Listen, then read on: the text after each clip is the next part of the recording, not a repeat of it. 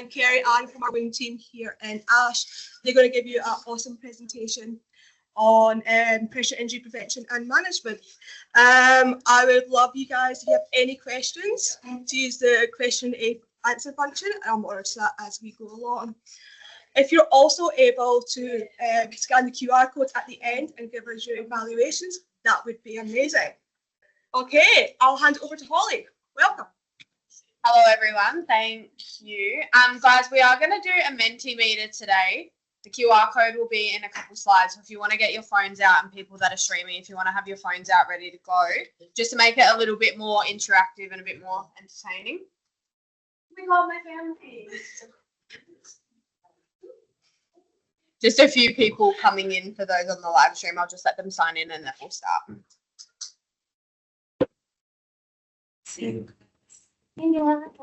Rightio, everyone. I think we'll start. So thank you all for coming in. Thank you for everyone that's joining us with the live stream today. So my name's Holly. I'm one of the current wound CNCs here at Alice Springs Hospital. And then I've got my colleagues here, Darcy. She is our acting clinical nurse specialist. And then we've also got Kerry Ann, who's our boss. She's our long-term wound CNC here at Ash. I'm not the boss. So I know most people in here, I can see some familiar faces of those who work in the hospital. I'm just curious for anyone who's joining us via live stream where you guys are actually from, if anyone wanted to share their workplace.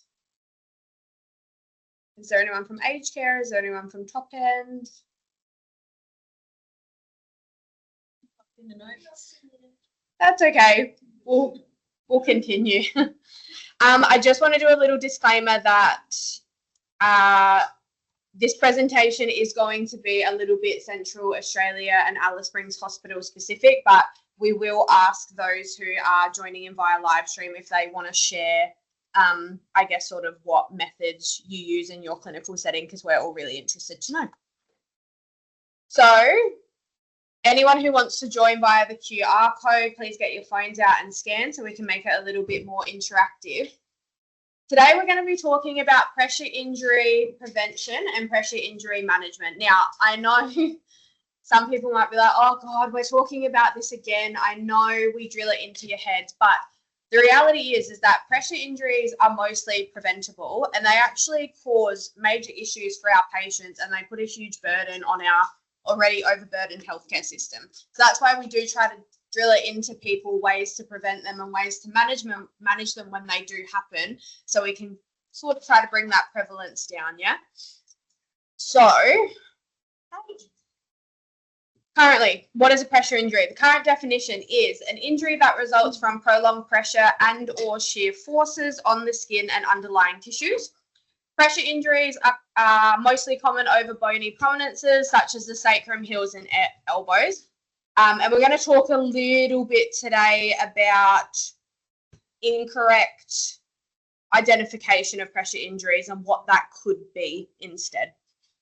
So just a little disclaimer, when we're talking about pressure injury prevention and management, that falls under our National Safety and Quality Health Service Standards, specifically Standard 5 Comprehensive Care.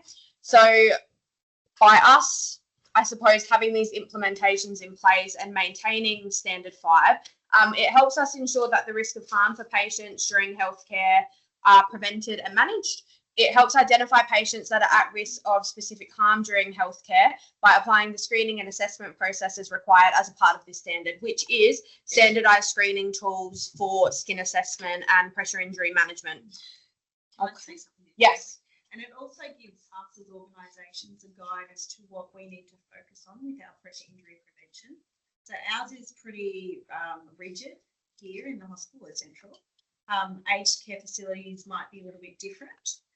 So if you don't have something rigid in place, being an aged care facility or wherever you are, go to the National Safety and Quality Health Service Standards and we'll give you dot points as to what we need to be achieving for accreditation purposes.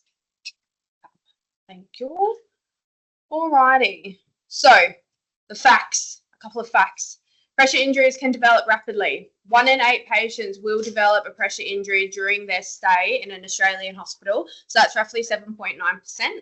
The annual financial burden is approximately over 900 million a year on the Australian public health system. So it's pretty crazy. Patients over the age of 65 count for 9% of hospital-acquired pressure injuries here in Australia. And if they're poorly managed, they can significantly impair a patient's quality of life, which we're going to talk a little bit about. And they can also increase the length of hospital stay. And most importantly, they're often preventable. Yeah. And can I ask one question?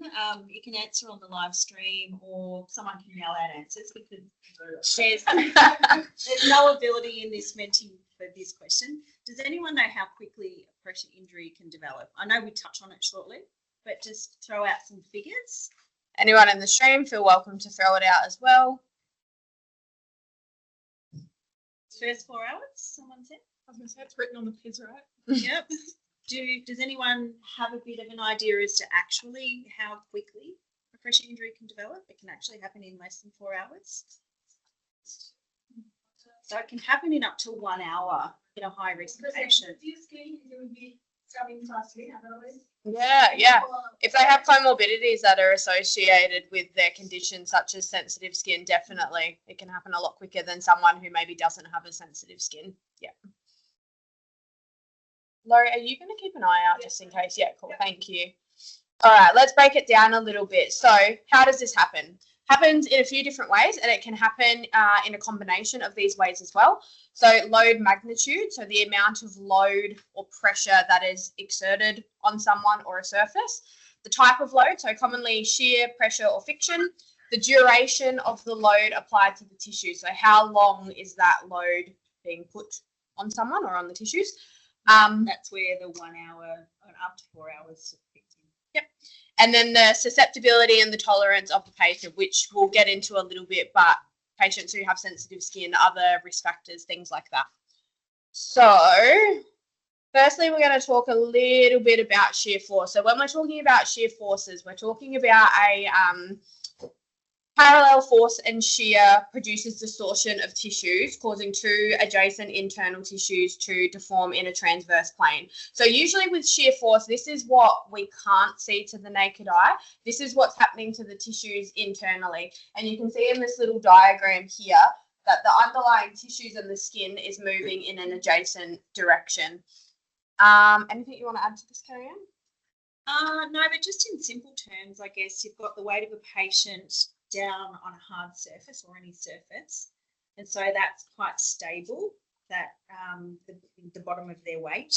And then if you're moving the patient, that's where you've got the hard surface that's stable, and sorry everyone, and you've got the tissue. It can sort of move in opposite directions over each other, and that's where you can start to get the separation of the tissue underneath. Perfect. So as Carrie-Anne said, this is commonly from sliding or dragging the skin across a support surface. So you could imagine patients that are slowly sliding down in the bed when they're in an upright position. And then also when we're moving patients with our slide sheets and things like that, we try to minimize the risk, but it is still a risk. Okay. Next, friction. So in simple terms, two surfaces rubbing against each other. So that can be someone's skin coming into contact with a piece of equipment, a surface like a sheet, a slide sheet, all of those types of things. Friction is what you can see on yes. the surface of the skin.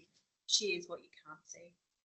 And then they all happen in combination with each other, but it usually happens in combination with pressure, most commonly. And as Carrie-Anne said, it's usually the superficial layer of the skin, and it's also exacerbated when someone has prolonged moisture to their skin, which we're going to talk a little bit more about. So the combined pressure, so excess pressure, excess friction, is what can cause tissue necrosis. So very, very big issue. Now, something that we love talking about in our wound care team is moisture on the skin. So excessive moisture from various sources can break down the skin's natural barrier, leading to damage in the skin. And we refer to it as something called MASD, whatever you want to refer to it as, moisture-associated dermatitis. I nearly forgot what the skin. Sorry, I completely forgot what the name was. So MASD is sort of the umbrella term for any other sort of, I suppose, moisture conditions on the skin. So a really common one that we see is what we call IAD, incontinence associated dermatitis. So patients who already have very fragile skin, it's also known as excoriation, nappy rash, that type of thing, very common in the elderly and with infants. Essentially, they're sitting in their urine or their feces for a really long time, or maybe not even a long time, really. If they've already got super sensitive skin, they're elderly, they're malnourished, all of those risk factors, the moisture will start to break down that surface level of the skin. Very common in buttocks, groins, vaginal areas, that type of thing, which is commonly why they get misidentified as a pressure injury. And it's really important to know the differences. So usually with MASD or IAD, they won't be over a bony prominence like what we would traditionally see with a pressure injury. So if they're maybe on the lower buttock or something like that, and your patient's meeting a lot of risk factors like incontinence, old age, malnourishment, it's likely incontinence associated dermatitis, not actually a pressure injury. And we see that very, very commonly. We'll get a referral for an unstageable pressure injury when in reality it's a really bad case of MASD. Yeah. And one of the simplest things that we can do as caregivers is using protective films. So which we're going to talk about. Okay. Yeah. We'll get there. All right.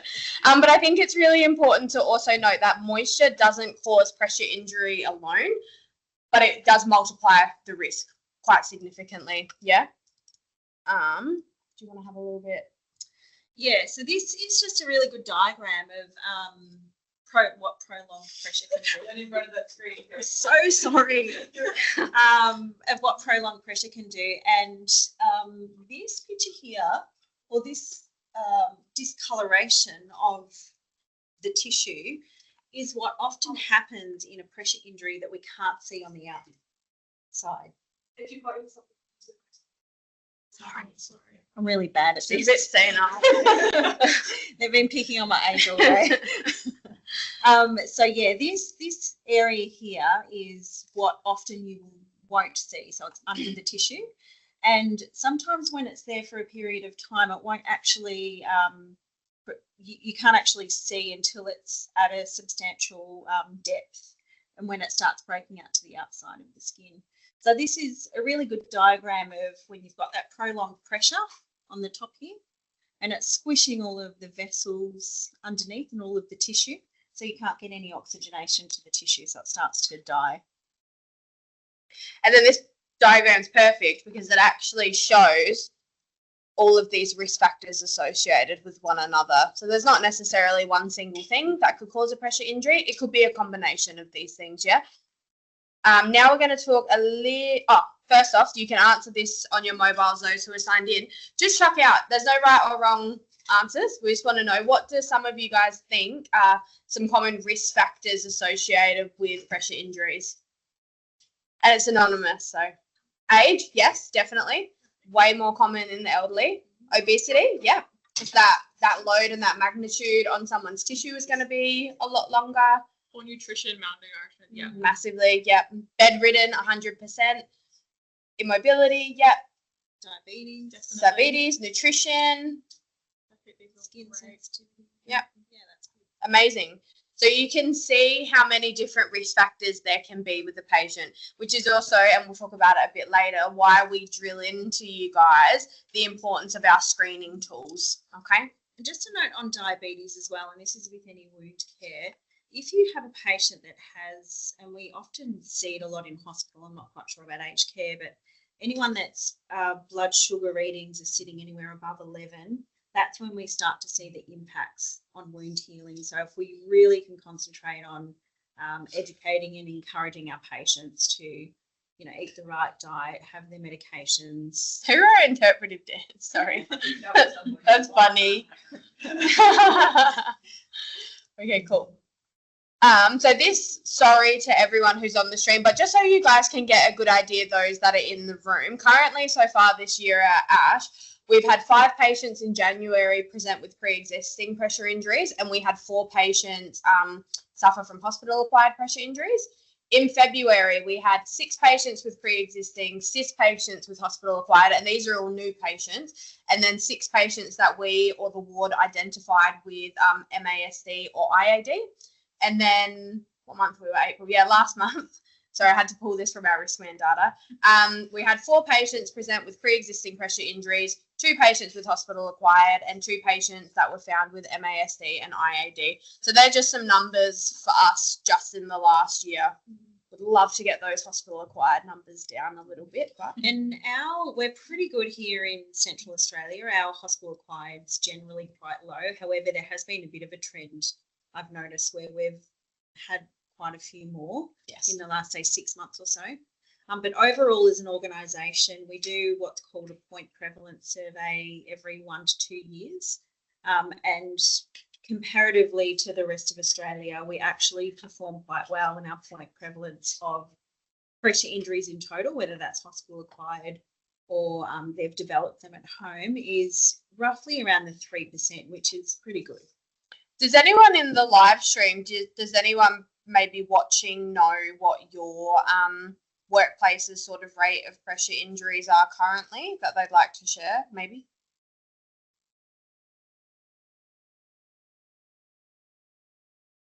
Oh, that's okay. We'll keep going. Yeah, when you're filling in those riskmans for people's pressure injuries, like if you're an ED and you're finding them or you found them on the ward, that's where all that data comes from as well. So important that you do it so we know where they are and what patients have them. Now, a very common characteristic of a pressure injury, you've got a little definition. You've got 3 definitions on your screen. I want you guys to pick what the right one you think is. We're going to start now. And you're anonymous as well. I'm pretty sure I set this up so we won't know.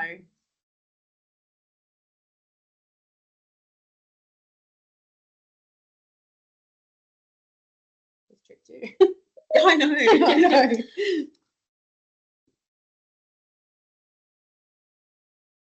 Oh, you got it up. Yeah. This was the way that tripped me. Yeah. Oh. Or did not.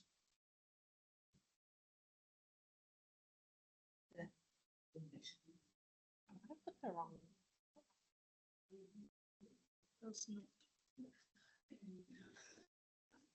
Hang on. No.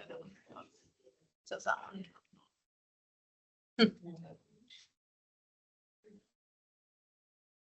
I stupidly put out a 60 seconds. Sorry, team. It's gonna wait until the last second to count down.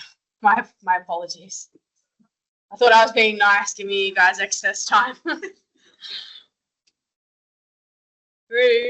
2, 1. Okay, great. That's excellent. The majority answered correctly. So yes.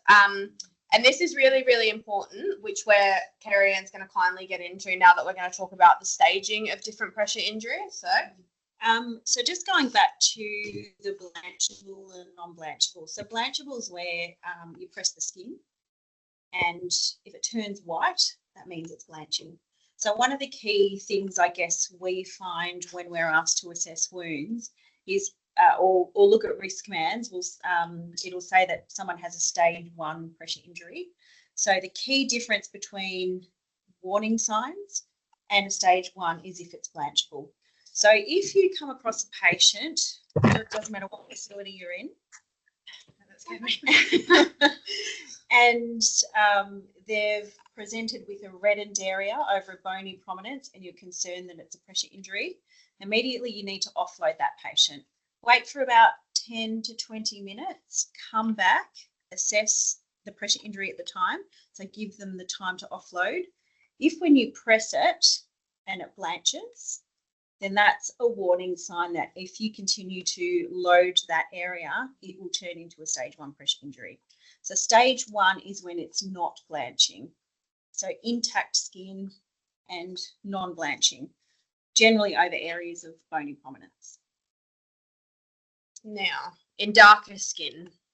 Darker skin's a bit harder to notice and you won't always see blanching as such. So this is a really typical appearance of what we sort of look for in the patients on the dark skin. It will have a darkened area. And again, it has to be over those areas of pressure. So if you have someone that has a darkened area on their forearm, for instance, it won't be a pressure injury unless they've got a device of some description that might be causing pressure.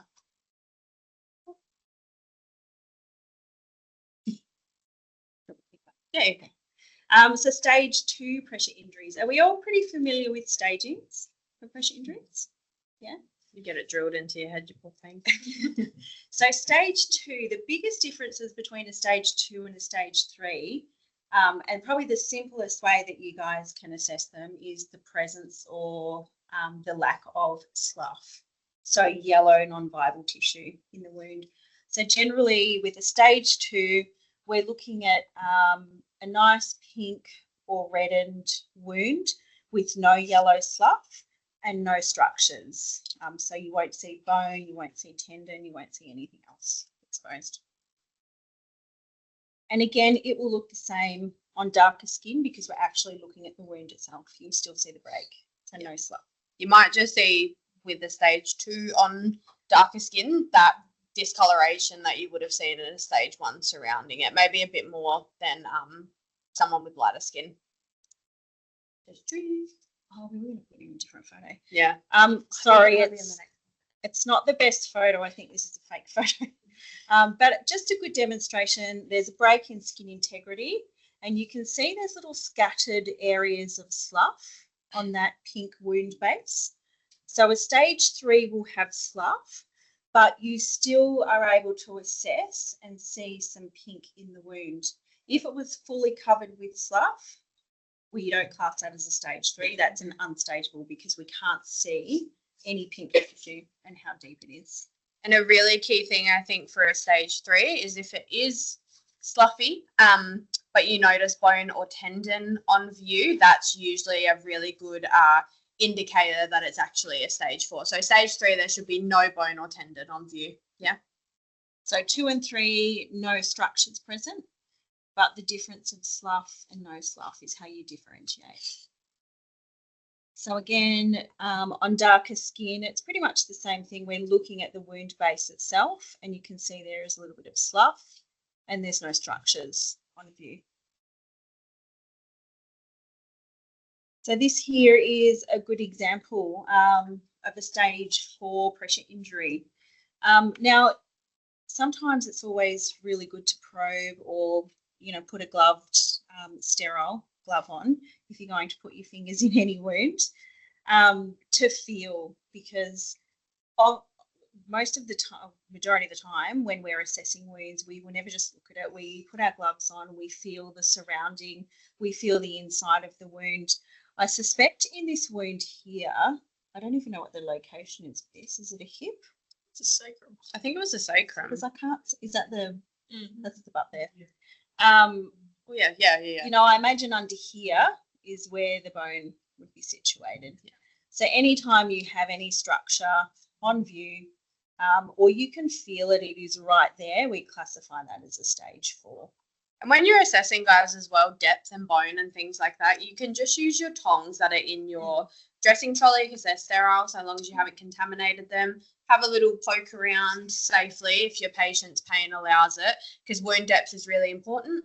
And if you're thinking it's potentially a bone on display but you're not sure, give it a bit of and if it's hard, it's most likely bone. So this is what we call an unstageable pressure injury. So you can see here, we can't see any of the base of the wound. All we're looking at is yellow slough. And I suspect, again, if we were to feel that and probe it, there's probably bone just sitting right under there as well. So unstageable when you can't see any of the wound base at all. Do many people see suspected deep tissue injuries? Yeah. Yep. Anyone from ORW? I feel like ORW get them quite a bit. Yeah. So suspected deep tissue injuries is going back to that slide where there's a lot of damage happening under the tissue, but you can't necessarily see it on the outside. It's a similar sort of concept here. Sometimes patients can present with what you think is just a superficial hematoma or a blister, fluid-filled blister, but you can't actually see through that blister there to see what's happening underneath. generally in a suspected deep tissue injury, as the name suggests, usually the injury is quite deep, and on a heel, they're quite common, and often they will be down to bone underneath. So yeah, we need to really, when you're seeing a suspected deep tissue injury, obviously refer them to, if you're in aged care, to the GP or whatever your referral process is. If it's in the hospital here, give your team a call, give us a call. Okay, so little question for you guys to answer. What are some common ways that we manage and prevent pressure injuries? And then we're going to break it down a little bit. But just off the top of your heads, I want to know what everyone knows. Pressure area care, perfect, beautiful, chef's kiss. Repositioning, yep. Offloading, yep. Pressure mattress. Lovely. God, they're happening too quick. They are. I feel like you. Yeah, preventative dressings. Mobility, preventative dressings, amazing. Position changing, yep, excellent. So everyone's sort of hitting the money there. Nutrition, great. Just remember that if you've got a preventative prophylactic dressing on, whether it's heels, sacral, whatever, make sure we're always peeling those back to check underneath. Don't just assume I've got a protective dressing on, everything's okay, the patient's fine. We still need to be managing and doing all of our strategies on top of peeling that back and having a look. 100%. Also really important, guys, if you know that a patient's presenting to the hospital with a pressure injury, even if it's not acquired from here, they present to ED, whatever, I've recently had this happen, you've actually still got to assess that wound and try to see, perhaps you've gotten handover to say what stage it is, and then you're going to assess it to see if that's correct or if it's incorrect. I recently had a patient from ED get admitted to the ward with a non-hospital acquired pressure injury, and the nurse unfortunately didn't even peel back the dressing to have a look. She was just going by what was written in the handover. So really important that you always check, and it's part of your skin assessment, so we should be doing it.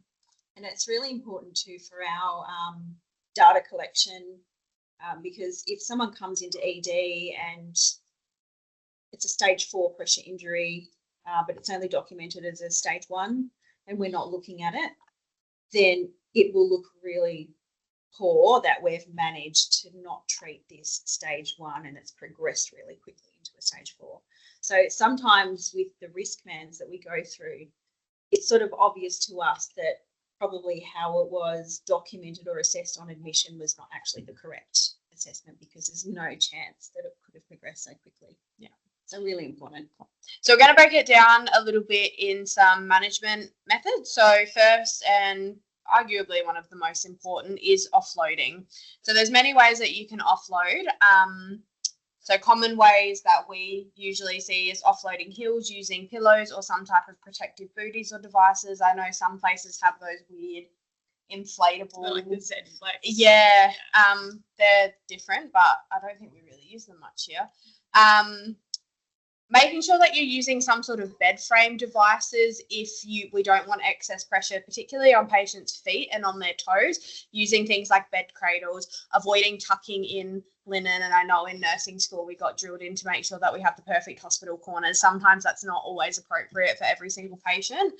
Making sure that you have a developed and well-documented turning schedule. So here at ASH we have something called the turns chart.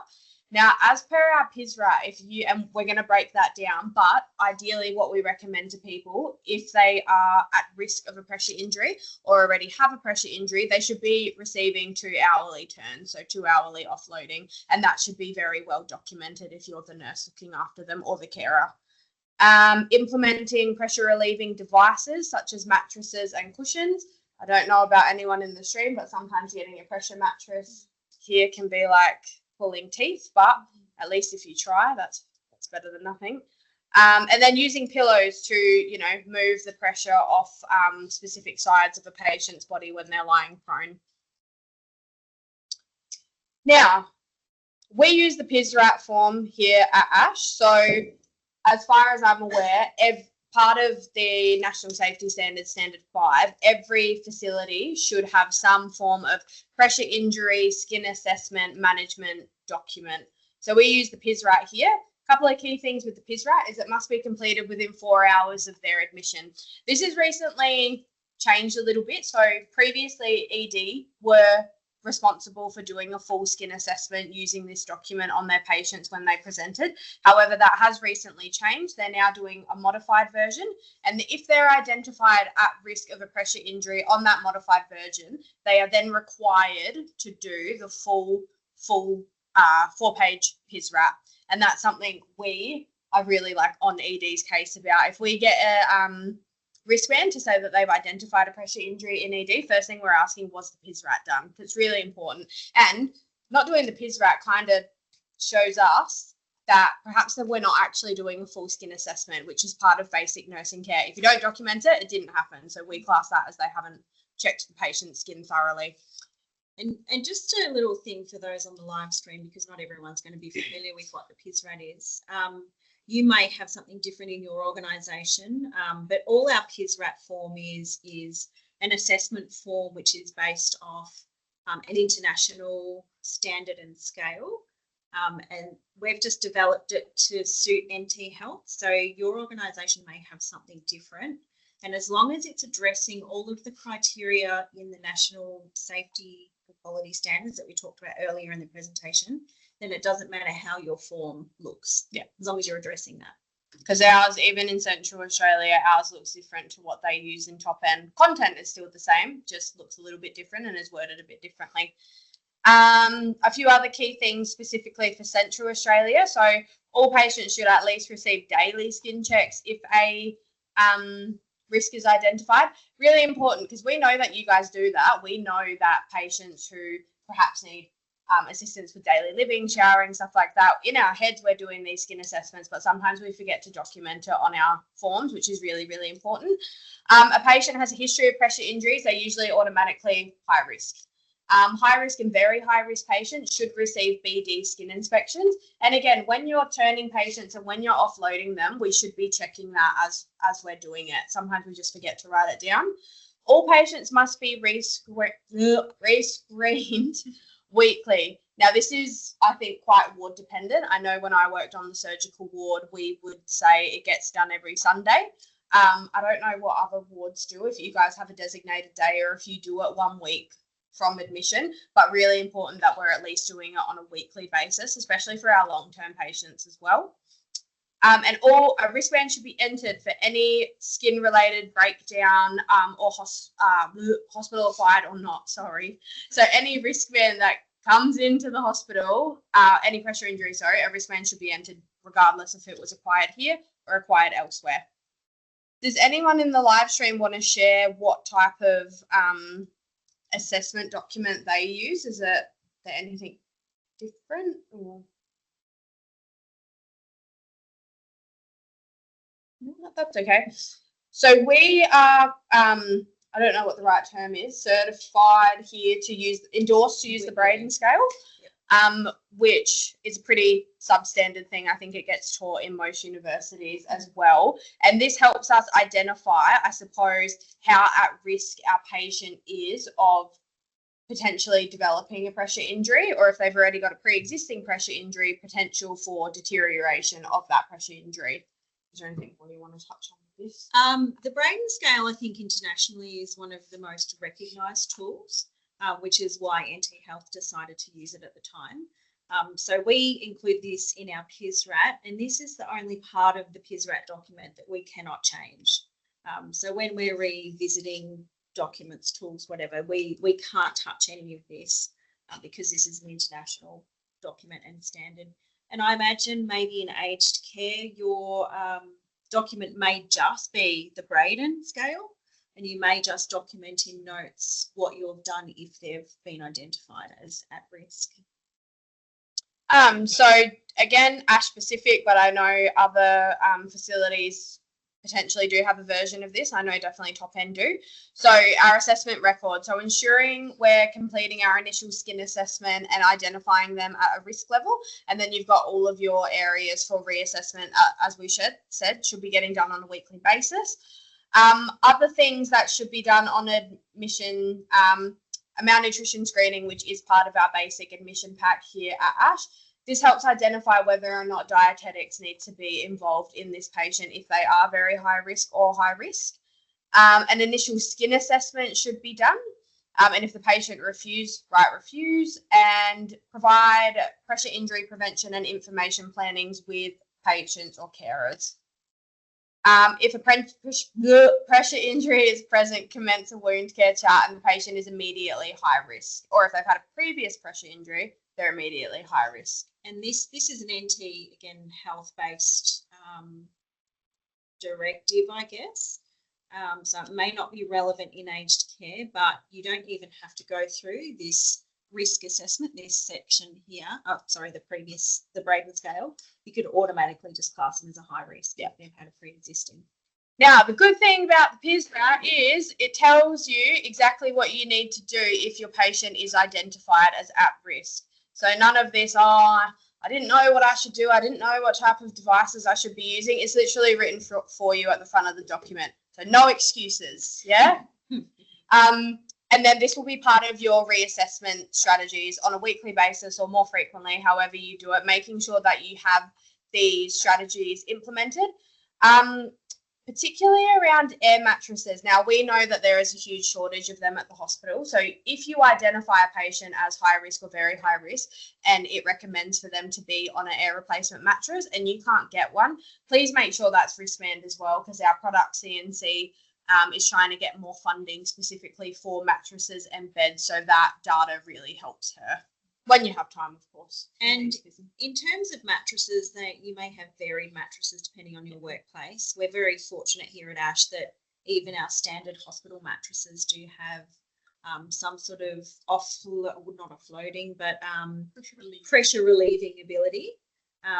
Darwin is a little bit different and they do have overlays, so you really need to familiarise yourself depending on where you're working as to what your mattresses are and what sort of pressure relieving abilities they have or don't have. Oh, and of course making sure you reassess. So this is the part that we find when we do our auditing doesn't really get done that much, but we know you guys do it. We know when you have a bedbound patient and you're washing them every day that you do a skin assessment. It's just a little bit like, please remember to fill this out, okay? Now, MASD and IAD, we've spoken a little bit about it, and now we're going to talk about some more skin protectants and barrier protectants. But can anyone just sort of share, how do we prevent or how do we help reduce the risk of moisture-associated dermatitis? You can answer. Barrier creams, yes, which we're going to talk about a little bit more. What else? Regular hygiene, fantastic hygiene. Changing of... Whenever someone's going to use the word diaper on an adult, guys, I'm not calling anyone out, but we really need to rephrase that word. Continence pad is ideal, because these are adults at the end of the day. They probably don't want to be, or mostly adults, they don't want to be referred to that they're wearing a diaper, please. Trying up watch. Yep. Frequent changes. Kevlon! Our favourite. Remove moisture. That's really, really important that we're going to talk about as well. So all great answers. Now, when we're talking barrier protectant, something really, really important that we see, and I'm sure this would actually be quite common in aged care practice as well, barrier creams are not the same as moisturizers, right? If you're putting a barrier cream on someone, yes, they do have some moisturizing properties, but they are not designed to be a moisturizer for the skin. They're designed as a barrier protectant. So creating a layer between the skin and any external output that's going to get on the skin, right? So that means they build up. So if you're not washing them off, they are going to build up. They are likely going to, mix with people's urine or people's sweat, perspiration, and then they're going to create moisture. So we very, very often see this, the incorrect use of barrier cream specifically. So I just want you guys to be really mindful that when you're putting barrier cream on someone, every time you're applying it, you should be wiping off what you put on or what someone else put on earlier. Yeah. And the same thing applies with Kevlon wipes, any of the pads or anything. If you're putting it on too frequently, sometimes you can see over time you're constantly putting a film on and it will start to roll and sort of, it looks like dry skin flaking off. So that's a bit of an indication that you're probably putting it on too frequently. Next time you're at work, put some on your arm and go home and scrub it off in the shower. It's not easy to get off. So make sure we're really giving our patients a nice wipe when we're getting those ones on. Desmac, do you want to talk a little bit about dressings? Sure. We've got quite a few prophylactic dressings here at Alice Springs Hospital, and I'm sure that other facilities have them as well. We use the Meplex borders, and we've got those in different shapes and sizes. So we've got just the standard ones. You'll see those, the little squares. They come in different sizes. Then we've got the sacral ones, which are a perfect shape. And then we've got the heels that wrap around nicely as well. So they're multi-layered soft silicone foams. Provide cushioning, reduces friction and shear, and manages moisture as well. And they have, proven to reduce pressure injury incidence by 75%, which is great. It's super cost effective, and it is definitely best practice to use those as well. Now, Meplex is the brand that we specifically use at ASH, and I know it's a common one, but for anyone that's joining in the stream, Meplex is the brand name, so it would just be whatever generic product your facility uses, because lots of companies make them. Could be a Convatec, Yeah. it could be Biotane, it could be any type of foam. Cool. And then we just wanted to give a little shout out to Kevlon specifically, because that's what we use at ASH. We're obsessed. We love Kevlon. So we're not getting paid by Kevlon. No, we should though. we should. If you ever read any of our notes, it'll be like step 1 clean, step 2 Kevlon. Yeah. So comes in quite a few forms. There's little spray bottles. There's little wipes. They come in just like a little square. There's the lollipops. There's also a barrier cream. I think it's purple, isn't it? Yeah, that's quite thick. Yeah. Very common in ICU. That one. Yeah. And it can apply quite generously to the skin during pad changes, after showering, wound dressing changes. Can be applied directly over exposed areas such as pressure injuries or MASD. It is honestly fantastic stuff, guys. Yeah. A lot of the time when we have patients with IAD or MASD, we say just Kevlon. Don't try and put something over it to trap moisture. Just Kevlon. Great. And that might be different to whatever facility you use for your barrier stuff. This is just what we have contracted at ASH, and I've got to hype it up. It's a really good product. I'm not too sure what some equivalents are. Convatec do have one. Yeah, I don't know what it's called, I can't even think of the names of them. There's Secura, which you would. Oh, Secura, yeah. Not great. We're not bashing brands. No, not at all. Kevlon is also really good. Besides pressure injuries, if you wanted to protect the edges of the skin around a wound, so the peri-wound area, just say you have a lot of exudate coming out of a wound and it's leaking out onto the skin, Kevlon or any of the barrier protectants are really good to protect that skin from further breakdown as well. And this will mostly, guys, be our recommendation, usually in those worser cases of MASD and IAD and stuff like that, over putting your generic blue cream, barrier cream and stuff like that on. We would usually always recommend Kevlon. And can I just say one more thing? If you're putting it over an area, just say you had an area where you wanted to put a silver dressing on, make sure that you're not putting the Kevlon directly over the area where you want the silver to come in contact with, because it will create a barrier. So therefore any dressing you put over the top of it won't penetrate through. So any of the silver won't make it to the wound. Right, now we're going to play a little staging game, little identification game. What stage? Yeah, sorry. Put you on the spot. Yeah. Like any questions or comments? Yep. Can you put Kevlon over the top of it and will it irritate it / prevent? No, go for it. Go crazy. That's what we recommend. It's supposed to be sting-free, and probably 9 times out of 10 from patients, they don't complain of any pain. Some of the other brands do cause stinging. So over if it's a mild, if it's mild, you can definitely put over the top. Whereas if it's a bit more of a deeper and extensive wound, we would expect a referral and then we can assess. But that's why we love the spray in particular for patients who suffer with incontinence and stuff like that, because you can literally just all over them. It's great. They complain that it's cold, but no stinging. It should. So at the stage of MASD, and you're thinking, well, Kevlon's the way to go. How do you actually heal it though, or will it heal by itself? Yes. If it's not exacerbated by more. Yes. Yeah.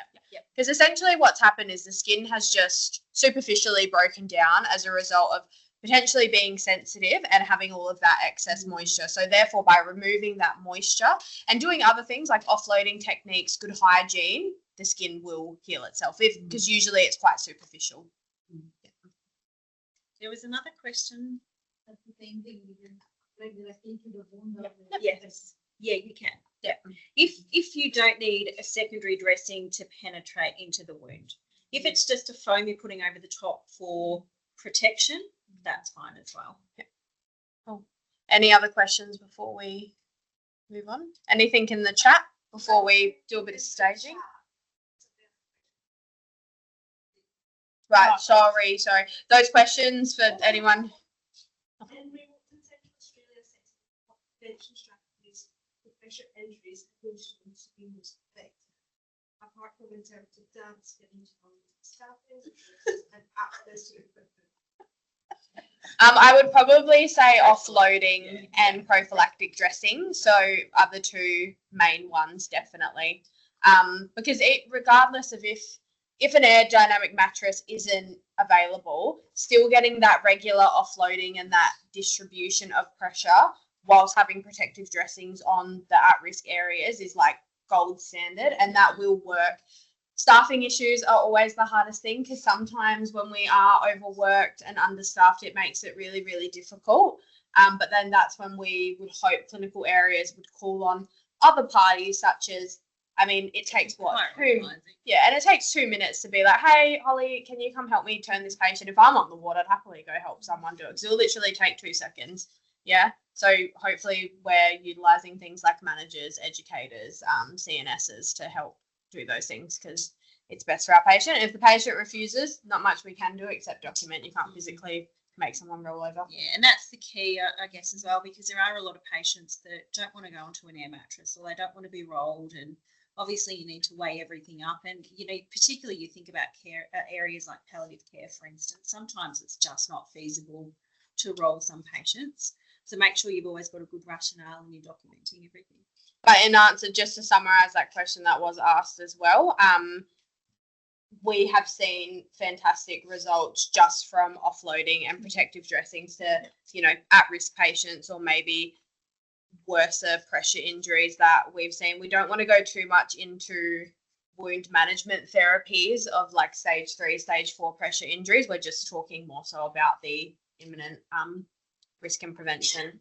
But one thing we did fail to mention for patients that are in the hospital and any patients that are in community that perhaps don't have wound care services available to them, if it's stage 3 or above, usually that's like stage 3 or above, stage 4 or above, stage 3 or above, sorry, it should be a referral to us as well, always. And then if we get a wristband that maybe we haven't been referred to, we will go and review that patient, okay? Because that's when they start to get quite complicated with healing. Any other questions for the time being? What stage do we think this one is on the screen? I kind of cheated because it was in the slide. It was in the thing earlier. 3. Why is it a 3? Yay! That's so good. What's this? Why is it MASD? Exactly. It's not on the bony prominences. So this was actually a longer term patient of ours that it was a different condition that caused this. However, the skin breakdown was due to excess moisture, and it was really, really bad, and it came really, really good with Pavlon and persistence. But yes, this is a really good example of MASD, and this was actually not continence related. This was related to something else. What about this?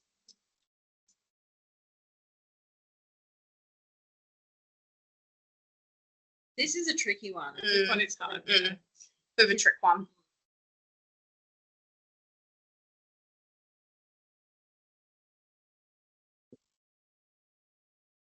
So if I was to come across this wound and I wasn't quite familiar, I would feel it. So I would feel this area here to see if there's any bogginess or feeling like there's any collection under there. This actually is all really healthy, brand new tissue right here. So this is brand new epithelial tissue.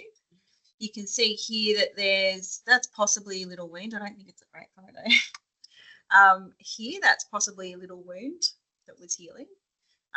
So it's a bit hard to know because this is a healing pressure injury what stage it started out as. But if we were to look at this right now with two little breaks in the skin, that's the key indicator. What do people think? There's no slough. So this is not slough. This is just his skin. Yeah, a bit of calcium. Yeah. Yeah. Yes. Was that? Yeah. Cool. So that's two. All of this here, like a podiatrist might go to work here and debride on all of this calloused skin. I'd love to get a scalpel on that. Why else, guys, would we know that this was a pressure injury as well? We know it's a pressure injury. Let's just go with that. But what's a key factor apart from the tissue that we're like, yeah, that's probably a pressure injury? Where is it? Overablative prominence, exactly. It was someone's heel, so very, very common area for pressure injuries to develop, yeah?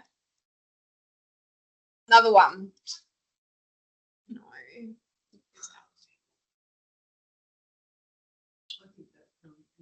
Is there anyone in the stream that would like to guess? Cool. So this was a pretty bad case of IAD. Yeah, incontinence-associated dermatitis on a palliative care patient. I think we're almost done. Cool, good job, everyone. What about? I'm running this because we've seen all of these before. What stage? 4. Why? Structures, bone. Good, excellent. All right, so just a few take-home messages. Pressure injuries are serious, but they're preventable. Yeah, collectively as a team, we can help prevent pressure injuries. Regular offloading, ideally 2-hourly turns, no matter what time of day it is, no matter if it's 4 a.m. and you're tired on night shift, your patient should still be getting repositioned. Utilizing barrier protectants such as Kevlon and applying dressings regularly, and you can use pads and things like that as a protectant as well. One thing we didn't really touch on too much, or we mentioned it a little bit, is in MASD and IAD and stuff like that, quite often if it's a superficial wound, we would just recommend putting barrier protectant over that without adding a protective dressing. Okay. Ensuring we're documenting skin assessments on the PISRAT for everyone that's working in Central Australia. Anyone maybe on the stream, just making sure you're keeping up to date with your organisation's documentation. Patients, making sure we're rescreening them at least on a weekly basis, and ensure that we're referring to all relevant allied health services as early as possible, including us and any of the community services. If you guys are ever not sure, you can contact us via the switchboard, and we're more than happy to do teleconsults as well. We mentioned that when to refer to wound care, so anything stage 3 or above, or severe cases of MASD as well. All right, is there any questions before we finish up? That picture of the heel Mm-hmm. with the resolving pressure injury of little wounds and then the callus. Mhm. Is there anything we can do about the callus on the wall? Or Refer to podiatry. Yeah. Sorry guys, for anyone who's in the chat, that question was just, is there anything we would do about the callus specifically in that heel wound? Refer to podiatry. There Sounds so are bad. some urea creams as well that will help break down callus. I don't know if everybody has access or knows how to use those. So, yeah, refer to podiatry, or, you know, if we're on the board, you can just run it past us as well. Yeah. Any other questions? We wouldn't want anyone doing sharp debridement Yeah. So if you're not familiar with is it. that the only thing that's available besides For callus, yeah. It did look like quite a superficial sort of callus. Like, I would get a bit of a scalpel and Just cut it back a bit. pare a bit of that back. unless you're trained to do that. Yeah, never So cut good. things unless you're trained in how to do it. Yeah. Any other questions? Anyone in the stream?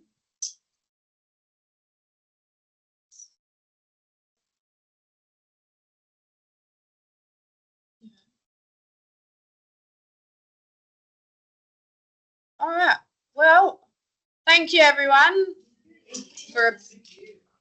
Oh, don't forget the evaluation. Scan the QR code. Thanks, guys. Thank you everyone for joining us. Bye.